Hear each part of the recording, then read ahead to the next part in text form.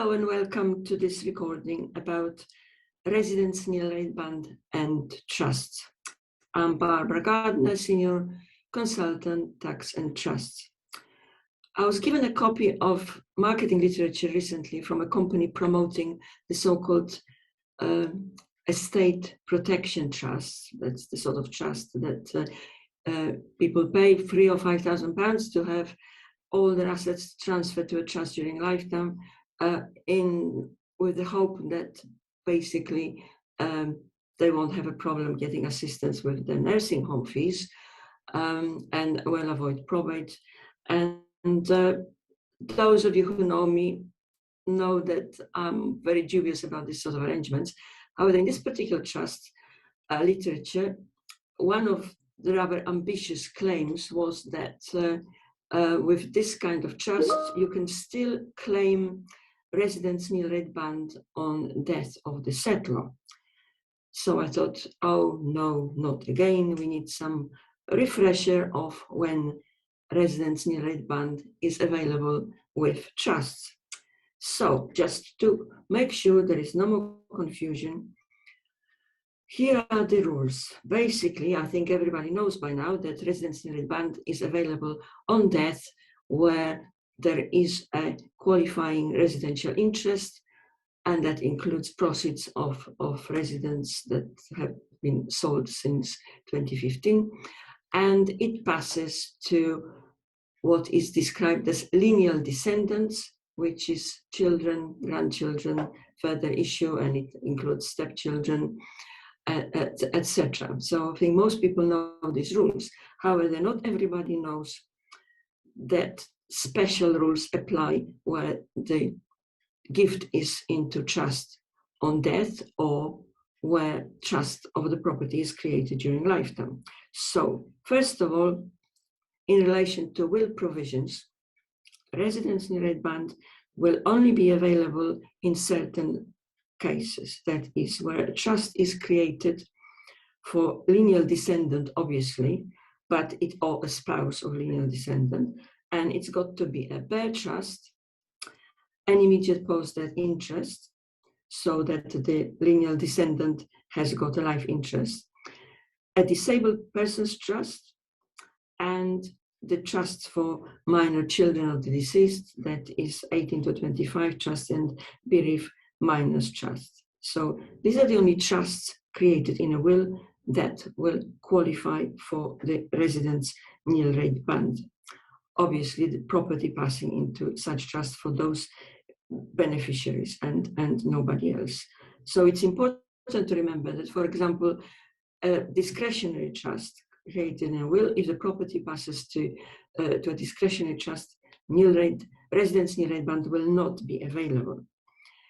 Equally, even if the beneficiary under the trust are only a class of what would otherwise be qualifying beneficiaries, for example, such of my grandchildren, if there is any condition, for example, survival to age, for example, such of my grandchildren as attain age 21, such a trust will not qualify because it's not an absolute gift to a trust and it's not an IPDI. So what about existing trust interests, which is a trust created during lifetime? Now, there are two possibilities here. One is where someone has made a gift to one of his lineal descendants, child or grandchild, and retains interest. So there's a gift reservation. This is an odd provision, but basically it says that if there is a gift reservation made during lifetime and it still exists at the time of death, then residence nil rate band will be available, provided that the original gift was made to one of those lineal descendants. So if property is transferred to, say, child or grandchild, and the donor retains interest because he continues to occupy the property rent-free, that will be a gift to reservation. But because the original gift was to one of the qualifying beneficiaries, it is then treated as as being inherited on death, and residence in lead band will be available on death in such circumstances. If there is a gift into any other kind of trust, basically the property must be in the estate of the donor on death as qualifying interest in possession. So any kind of property trust that has been created since 2006, if it's created during lifetime, even if there is a life interest for the settlor, unless it's a trust for the disabled, will not qualify. So the sort of typical asset protection trust that is promoted by a company such as the one I mentioned at the beginning, where the settlor retains interest in possession, but it's not a disabled trust, it's just an ordinary life interest trust. The property is still in the estate of the settlor, of course, because it was a reservation of benefit, but it is not a qualifying interest in possession anymore. It was a chargeable lifetime transfer to start with. It's a relevant property trust because it was a lifetime trust, and interest in such a trust will not qualify for the purpose of relevant nil rate band. So that's the quick refresher on the application of residence nil rate band and trust. The one further point I would make is where property is left with a life interest to a surviving spouse and then passing to the children.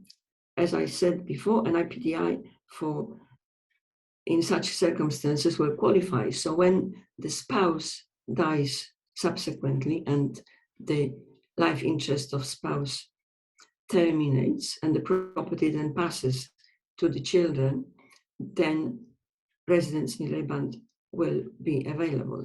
However, you have to be careful when the couple are not actually married and they have children from previous marriages. So, for example, frequently a couple may be in a relationship but are not married, and the property is owned by one of them, say the man, who is then leaving the property on his death in trust for the benefit of his partner, and on the death of that partner, the property passes to his children from the first marriage. Now, residence in red band will not be available on the second death because the children from the first marriage of the original settlor, original testator, will not be lineal descendant of the life tenant. So one more benefit of people getting married, because obviously then the children will be stepchildren and will qualify, and the residence in red band will be available. That's all for today. Thank you for listening.